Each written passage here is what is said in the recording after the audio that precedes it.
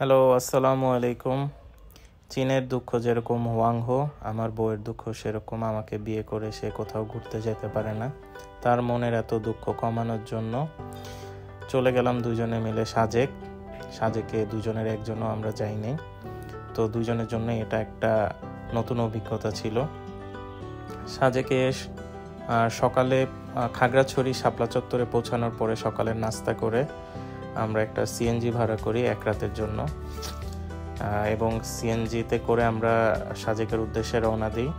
সাজেকের যাওয়ার মাঝপথে আর্মি এসকর্টের জন্য দাঁড়াতে হয়, সেখানে দাঁড়াবো। তার আগেই আমরা মেঘের মাঝখানে পড়ে গেলাম এবং প্রচুর ঠান্ডা লাগতেছিল সিএনজি দিয়ে যাওয়ার সময়।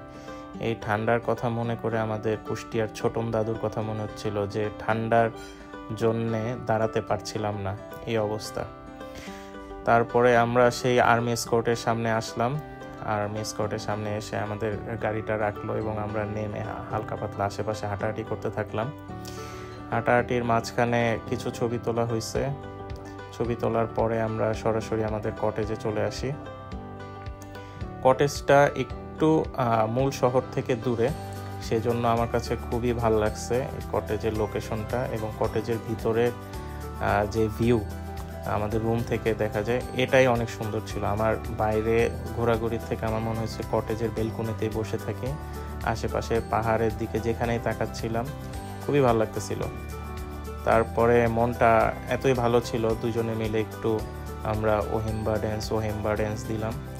দেওয়ার পরে আমরা বাইরে আরেকটু ঘোরাঘুরি করতে গেলাম। ঘোরাঘুরি করে রাতের খাবারের সময় হয়ে গেল। সাজেকে আসলে ওদের যে স্পটগুলো আছে ওগুলোর থেকে আমার কাছে স্পট ছাড়া যে হাঁটাহাঁটি করতে মজা লাগতেছিল। এরপর রাতে খাওয়া দাওয়া করলাম। খাওয়া দাওয়া করে পরদিন সকালে ঘুম থেকে উঠেই আমার ব্যালকনির সামনে এরকম একটা ভিউ দেখতে পারলাম। ভিউ দেখার পরে আমরা নাস্তা করতে আসলাম। নাস্তা করে হালকা পাতলা শপিংয়ের জন্য শপিং করলাম। তারপর লুসাই গ্রামে গিয়ে কিছুক্ষণ ছবি তুললাম, ভিডিও করলাম। খুবই শান্তি লাগতেছিল ভিতরে ঢুকে। খুব ঠান্ডা একটা বাতাস, ছায়া, ওরকম কোনো গরম নাই, মানে পারফেক্ট এই সিজনে সাজেক যাওয়া। এরপর খাগড়াছড়ি এসে দুটা স্পটে ঘুরছি, একটা জেলা পরিষদ পার্ক আর একটা হচ্ছিল আলুটিলা গুহা।